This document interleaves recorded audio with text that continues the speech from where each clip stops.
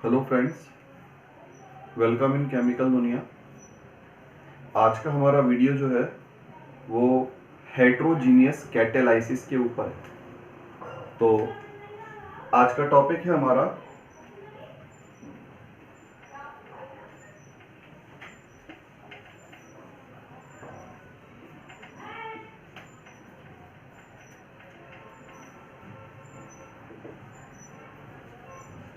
Heterogeneous catalysis. देखिए, इससे पहले वाले वीडियो मैंने आपको बताया था होमोजीनियस कैटेलाइसिस। तो होमो का मतलब होता है सेम। जब आपका रिएक्टेंट, प्रोडक्ट और कैटलिस्ट तीनों सेम फेज में होते हैं, यानी एक होमोजीनियस मिक्सचर प्रिपेयर होता है, तो उस कंडीशन में जो कैटेलाइसिस होगा उस कैटेलाइसिस को अपन नाम देंगे होमोजीनियस कैटेलाइसिस। लेकिन अगर हमारा रिएक्टेंट, प्रोडक्ट और कैटलिस्ट या हमारा केवल रिएक्टेंट और कैटलिस्ट ये जो है होमोजीनियस मिक्सचर नहीं बना सकते मतलब दोनों को मिक्स करने के बाद भी डिफरेंट फेज रहे, यानी लिक्विड और सॉलिड या लिक्विड और गैस।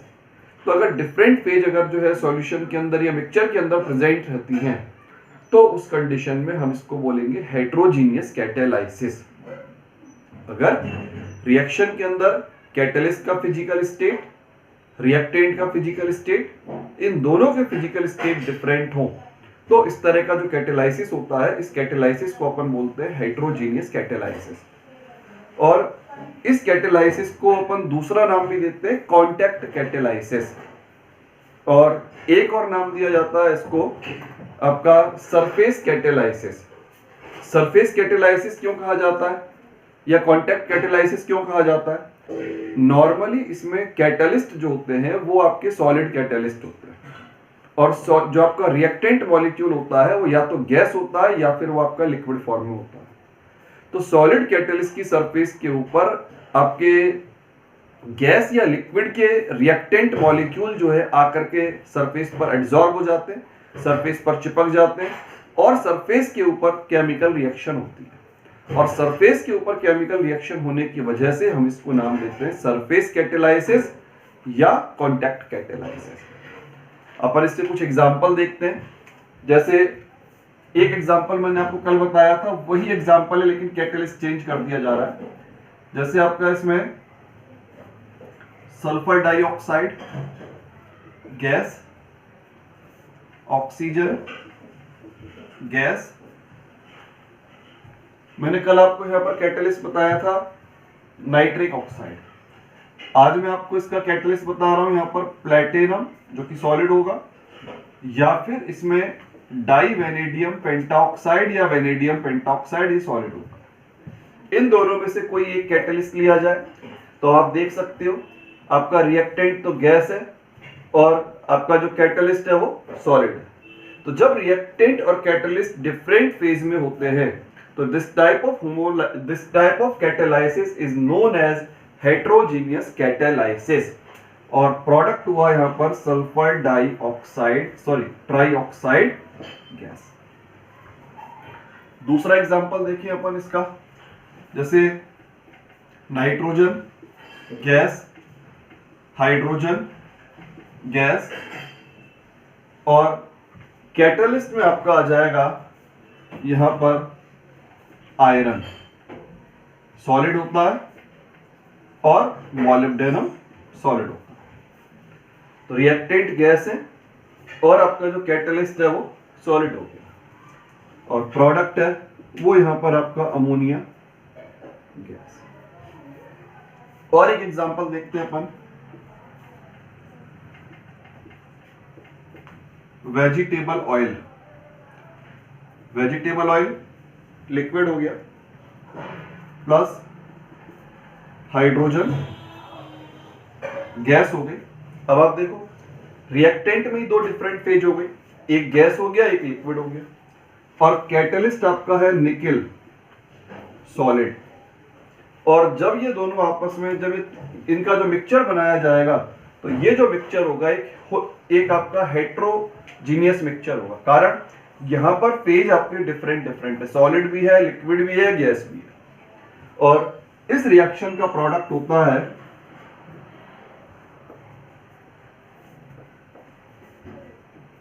वेजिटेबल घी। यानी इस तरह से अपने को जो है वेजिटेबल घी बनने की जो रिएक्शन है, इस रिएक्शन में अपना जो प्रोडक्ट मिलेगा अपने को, ये आपका लिक्विड भी हो सकता है, सॉलिड भी हो सकता है, टेम्परेचर पर डिपेंड करता है। तो इस तरह से यहाँ पर जो है अपन इसके डिफरेंट एग्जांपल्स को देख पा रहे हैं। अपने को केवल ये दिखाई पड़ रहा है, मेन जो बात अपनी ये है कि आपका रिएक्टेंट का फेज और आपके कैटलिस्ट का फेज डिफरेंट होता है। जब रिएक्टेंट और कैटलिस्ट डिफरेंट फेज में होंगे तो इस तरह का जो मतलब कैटेलाइसिस होता है उसको अपन नाम दे सकते हैं हेटेरोजीनियस कैटेलाइसिस। अब इसके बाद में आती है बात मैकेनिज्म की।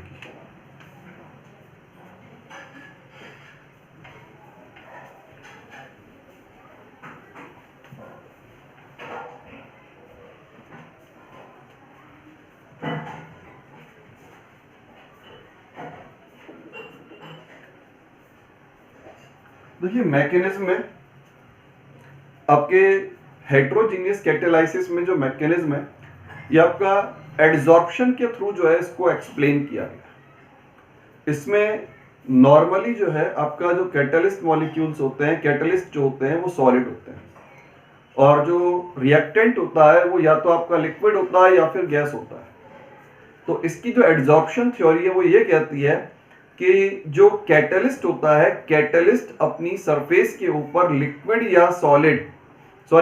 या गैस रिएक्टेंट मॉलिक्यूल्स को एब्जॉर्ब कर लेता है। सॉलिड कैटलिस्ट अपनी सरफेस के ऊपर लिक्विड या गैस रिएक्टेंट मॉलिक्यूल्स को एब्जॉर्ब कर लेता है, और इस एब्जॉर्प्शन के कारण से आपके कैटलिस्ट की सरफेस के ऊपर जो आपका रिएक्टेंट होता है उस रिएक्टेंट का कंसंट्रेशन बढ़ जाता है, और रिएक्टेंट का कंसंट्रेशन बढ़ जाने की वजह से सरफेस के ऊपर रेट ऑफ रिएक्शन जो होती है नॉर्मली बढ़ जाती है। एक बात। दूसरी बात, अपन एड्सॉर्प्शन के बारे में ऑलरेडी पढ़ चुके हैं कि एड्सॉर्प्शन का जो प्रोसेस होता है वो हमेशा ही एक एक्सोथर्मिक प्रोसेस होता है। तो एड्सॉर्प्शन के दौरान जो एनर्जी प्रोड्यूस होती है, जो एनर्जी बाहर निकलती है, वो एनर्जी जो है आपकी रिएक्टेंट मॉलिक्यूल्स को एक्टिवेशन एनर्जी प्रोवाइड कराने में काम आ जाती है। तो जिससे रिक्वायर्ड एनर्जी की जो वैल्यू होती है उसमें कमी हो जाती है। किसी रिएक्शन के लिए जो रिक्वायर्ड टेम्परेचर होता है वो कम हो जाता है कैटलिस्ट की प्रेजेंस में। उसका रीजन क्या है कि जब एड्सॉर्प्शन होता है तो एड्सॉर्प्शन में भी तो हीट एनर्जी बाहर निकलेगी, तो निकलने वाली जो हीट एनर्जी होती है वो एक्टिवेशन एनर्जी को कंपनसेट कर लेती है, यानी उसका कुछ पार्ट उस निकलने वाली एनर्जी से अवेलेबल हो जाता है। तो इस तरह से जो बाहर से एक्स्ट्रा जो एनर्जी रिक्वायरमेंट होती है वो रिक्वायरमेंट उसकी कम हो जाती है, यानी आपकी रिएक्शन जो है कम टेम्परेचर पर पॉसिबल हो पाती है। तो ये तो थी बेटा इसकी ओल्ड थ्योरी। अब इसकी जो मॉडर्न थ्योरी आती है यहाँ पर हेटेरोजीनियस कैटेलाइसिस की, तो मॉडर्न थ्योरी जो है वो दो तरह की थ्योरीज का कॉम्बिनेशन है। एक तो है आपका ओल्ड एड्सॉर्प्शन थ्योरी, और एक आपकी न्यू जो है इसमें थोड़ा सा ऐड किया गया है इंटरमीडिएट कॉम्प्लेक्स फॉर्मेशन थ्योरी। पुरानी एड्सॉर्प्शन थ्योरी जो है उसी में थोड़ा उसको मॉडिफाई किया गया है, इसमें इंटरमीडिएट कॉम्प्लेक्स फॉर्मेशन थ्योरी को ऐड करके जो है एक नई थ्योरी दी गई है। देखिए फर्स्ट पॉइंट आता है इसका diffusion of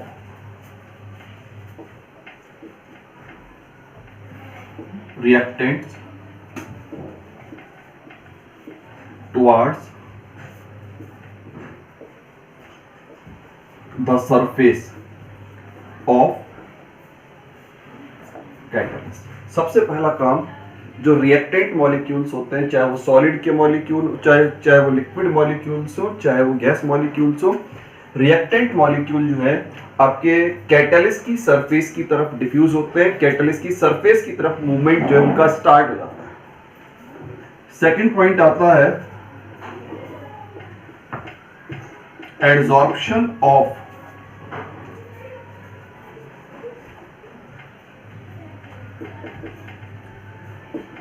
reactants on the surface of catalyst. Adsorption of reactant molecules on the surface of catalyst. सबसे पहला रिएक्टेंट मॉलिक्यूल आपके कैटलिस्ट की तरफ डिफ्यूज होंगे, कैटलिस्ट की तरफ उनका मूवमेंट स्टार्ट होता है। फिर सेकंड पॉइंट में आता है आपका जो रिएक्टेंट मॉलिक्यूल्स होते हैं, वो रिएक्टेंट मॉलिक्यूल आपके कैटलिस्ट की सरफेस के ऊपर जाकर के एड्सॉर्ब हो जाते हैं। रिएक्टेंट मॉलिक्यूल्स कैटलिस्ट की सरफेस के ऊपर जाकर के एड्सॉर्ब हो जाते हैं। फिर इसके बाद थर्ड पॉइंट आता है इसमें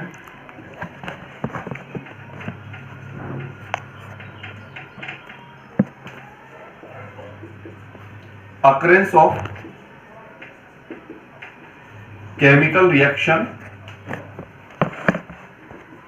on the surface of catalyst and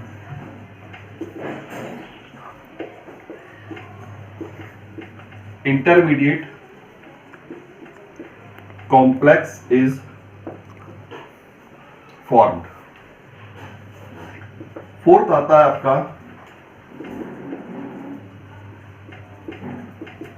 desorption of product from the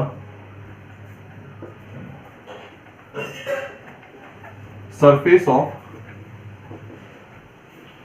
catalyst. And fifth आता है इसका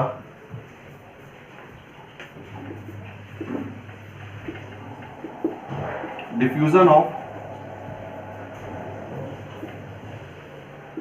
product molecules from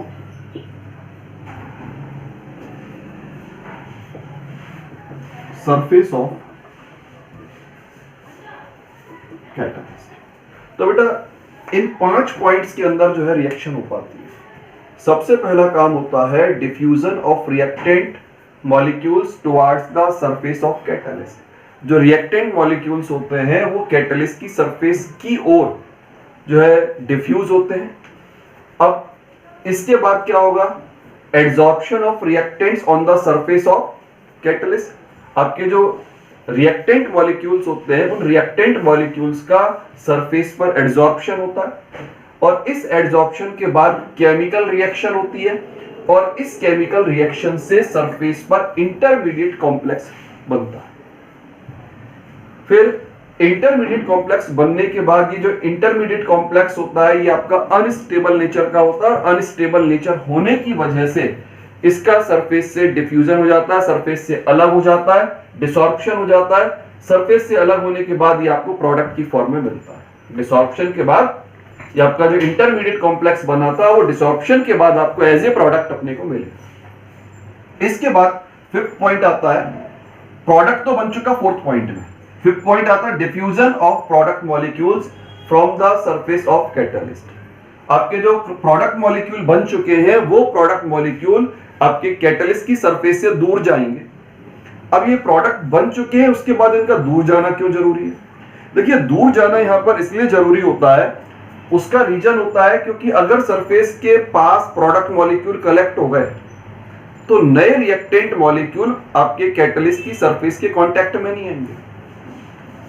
बनने वाला प्रोडक्ट अगर कैटलिस्ट के चारों तरफ कलेक्ट हो जाए तो नए रिएक्टेंट मॉलिक्यूल्स को कैटलिस्ट के कांटेक्ट में आने के लिए जगह प्रोवाइड नहीं होगी और ऐसी कंडीशन में नया रिएक्टेंट आपका कैटलिस्ट के कांटेक्ट में नहीं आएगा। तो उस कंडीशन में कैटलिस्ट रिएक्शन में प्रेजेंट है, रिएक्टेंट मॉलिक्यूल आपके रिएक्शन के अंदर प्रेजेंट है, लेकिन वो कैटलिस्ट वहां पर जो है अपना कोई भी कंट्रीब्यूशन करने के लिए जो है काम कंट्रीब्यूशन नहीं कर पाएगा। तो इस तरह से कहने का मतलब यह है कि प्रोडक्ट केवल प्रोडक्ट बनना जरूरी नहीं है, प्रोडक्ट तो बनेगा ही बनेगा। प्रोडक्ट बनने के साथ प्रोडक्ट मॉलिक्यूल्स का सरफेस से दूर जाना भी उतना ही ज्यादा जरूरी होता है। तो इस तरह से यहाँ पर आपकी जो मॉडर्न थ्योरी थी, मॉडर्न थ्योरी के अंदर एक तो ओल्ड एड्सॉर्प्शन थ्योरी और ओल्ड एड्सॉर्प्शन थ्योरी के अलावा उसमें इंटरमीडिएट कॉम्प्लेक्स फॉर्मेशन थ्योरी, इन दोनों को ऐड करके अपन जो है यहाँ पर हेटेरोजीनियस कैटालाइसिस को एक्सप्लेन कर सकते हैं। इसको अपन जो अगर एक डायग्राम की फॉर्म में समझाएं तो देखिए इस तरह से इसको बताया जा सकता है। जैसे ये हो गया आपका कैटालिस्ट,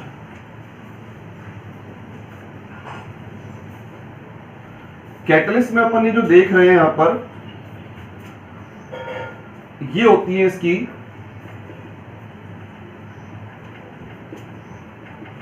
फ्री वैलेंसी। और इन फ्री वैलेंसीज को अपन एक नाम भी देते हैं यहां पर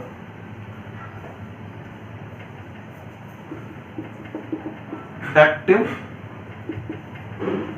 सेंटर। ये कैटलिस्ट है और कैटलिस्ट में ये आपके एटम्स हो गए, स्फेरिकल शेप जो दिखाया वो एटम हो गया और उनके बीच में जो लाइनें खिंची हुई वो बॉन्ड्स को आपके यहाँ पर शो कर रही हैं। और ये जो आप देख रहे हैं फ्री बॉन्ड्स जो अपने को दिखाई पड़ रहे हैं, फ्री बॉन्ड्स को अपन बोलेंगे यहाँ पर फ्री वैलेंसी या एक्टिव सेंटर। अब सबसे पहले ये तो कैटलिस्ट की बात थी, कैटलिस्ट। अब हम सपोज करें हमारे पास एडसॉर्प्शन में जो रिएक्टेंट है, दो रिएक्टेंट है,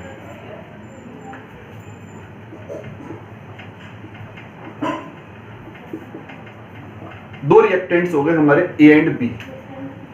अब ये जो रिएक्टेंट है, ये रिएक्टेंट आपके कैटलिस्ट के कांटेक्ट में आते हैं। कैसे आते हैं कांटेक्ट में, देखिए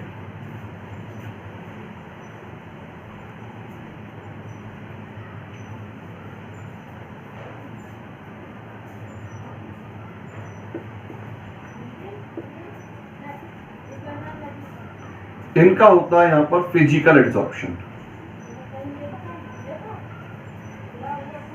सबसे पहले होता है यहां पर फिजिकल एडसॉर्प्शन।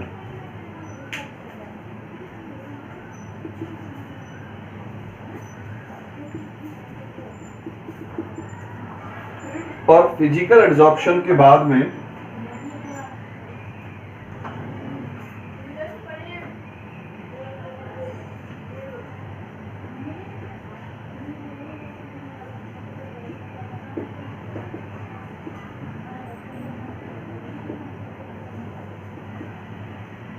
अब इनके बीच में यह रिएक्शन स्टार्ट होगी और इस रिएक्शन से इंटरमीडिएट कॉम्प्लेक्स बनेगा। इसको बोला जाएगा यहां पर इंटरमीडिएट कॉम्प्लेक्स। अब ये जो इंटरमीडिएट कॉम्प्लेक्स बनता है, ये इंटरमीडिएट कॉम्प्लेक्स जो है इसका नेचर होता है अनस्टेबल नेचर। और अनस्टेबल नेचर होने के कारण से ये यहां से जो है ब्रेक होगा और ब्रेक होने के बाद आपको देगा यहां पर प्रोडक्ट। तो इसमें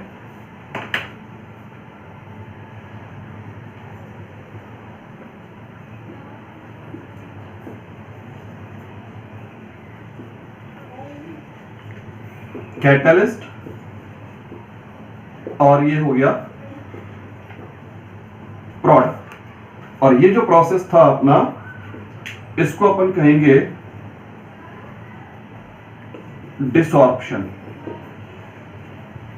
अब अगर अपन इन दोनों थ्योरीज में थोड़ा डिफरेंस देखें तो डिफरेंस क्या होता है यहां पर।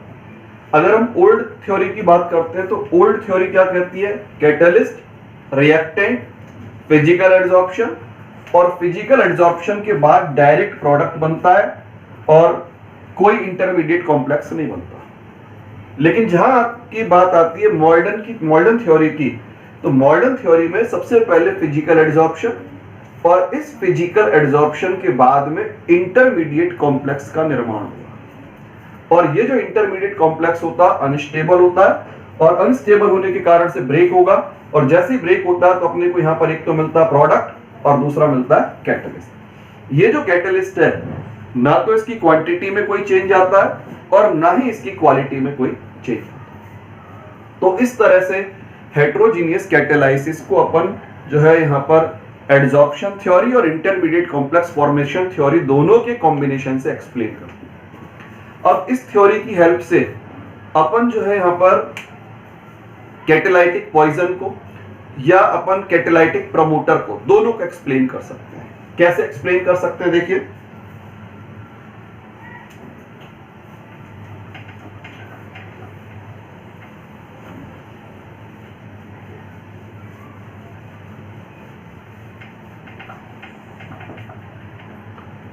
सपोज कीजिए कैटलिस्ट है,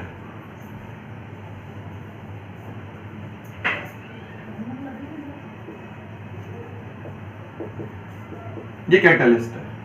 मैं पहले आपको एक्सप्लेन कर रहा हूं पॉइजन को। P for poison. अब ये पॉइजन मॉलिक्यूल है।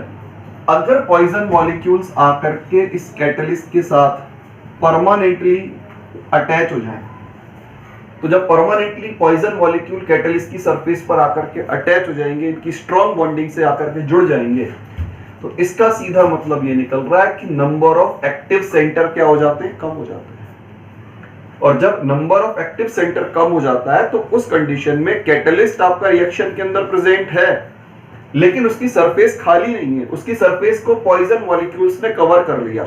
और जब सरफेस को पॉइजन मॉलिक्यूल कवर कर लेते हैं तो उस कंडीशन में आपका रिएक्टेंट मॉलिक्यूल कैटलिस्ट की सरफेस के ऊपर अटैच नहीं हो सकता, और उस कंडीशन में कैटलिस्ट आपका जो है किसी तरह का कंट्रीब्यूशन रिएक्शन के अंदर नहीं कर पाएगा। इसी तरह से अपन बात करते हैं कैटेलाइटिक प्रमोटर की।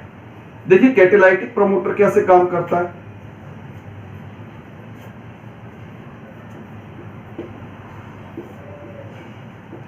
कैटेलाइटिक प्रमोटर का मतलब होता है कोई भी ऐसा केमिकल सब्सटेंस जो कैटलिस्ट की कैटेलाइजिंग पावर को इंक्रीज करे। कैटलिस्ट की कैटेलाइजिंग पावर को इंक्रीज करने वाले जो केमिकल सब्सटेंस होते हैं उनको अपन नाम दे सकते हैं कैटेलाइटिक प्रमोटर्स।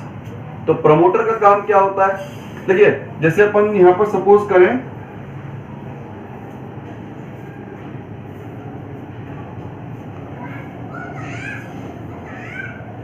प्रमोटर। अब प्रमोटर काम कैसे करता है, देखिए जैसे मान लीजिए प्रमोटर आपका यहां पर अटैच हो गया। अब प्रमोटर के अटैच होने पर क्या होगा, एक एक्टिव सेंटर कम हो गया, लेकिन एक एक्टिव सेंटर के कम होने के साथ कई सारे नए एक्टिव सेंटर यहां पर प्रोड्यूस हो जाते हैं। एक एक्टिव सेंटर पर प्रमोटर मॉलिक्यूल आकर जुड़ा तो एक फ्री वैलेंसी तो कम हुई है, एक एक्टिव सेंटर तो कम हुआ, लेकिन एक एक्टिव सेंटर के कम होने के बाद कई नए एक्टिव सेंटर यहां पर प्रोड्यूस हो जाते हैं, और इस तरह से यहां पर number of active centre increase हो जाता है। और जब number of active centre increase होगा तो उस कंडीशन में कैटलिस्ट की कैटेलाइजिंग पावर जो होती है वो बढ़ जाती है। तो इस तरह आपका कैटेलाइटिक पॉइजन और कैटेलाइटिक प्रमोटर जो है उसके फंक्शन को, उनके मतलब उनकी मैकेनिज्म को जो है अपन इस थ्योरी के थ्रू एक्सप्लेन कर सकते हैं।